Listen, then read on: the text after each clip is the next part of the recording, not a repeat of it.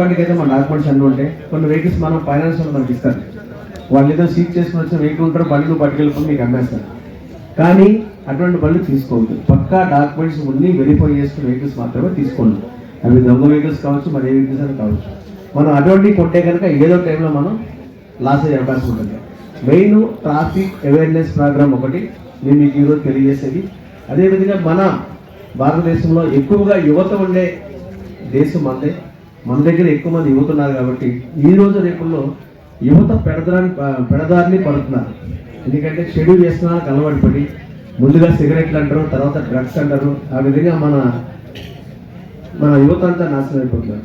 ఇటువంటి పరిస్థితుల్లో మనం ఏం చేయాలంటే కంపల్సరీ పెద్దలను వాళ్ళు గమనిస్తున్నారు. పిల్లలు ఏం చేస్తారో అది గమనించాలి. వాళ్ళ ఎడ్యుకేషన్ కానీ వాళ్ళు ఏదో ఒక యాక్టివిటీలో ఇన్వాల్వ్ అయితే కానీ కంపల్సరీ ఇటువంటి పరిస్థితులు జరుగు. వాళ్ళు చెడు వ్యసనాలకు అలవాటు పడకుండా ఉండే విధంగా మనం చర్యలు తీసుకోవాలి. పేరెంట్స్గా కానీ, విలేజెస్ ఎల్డర్స్గా కానీ. ఈరోజు రేపుల్లో మనం ఇంట్లో తల్లిదండ్రులు దండించే పరిస్థితి లేదు, ఊర్లో పెద్దలు దండించే పరిస్థితి లేదు. గతంలో కనీసం పెద్దలకు భయపడేవారు, ఇంట్లో పేరెంట్స్కి భయపడేవారు.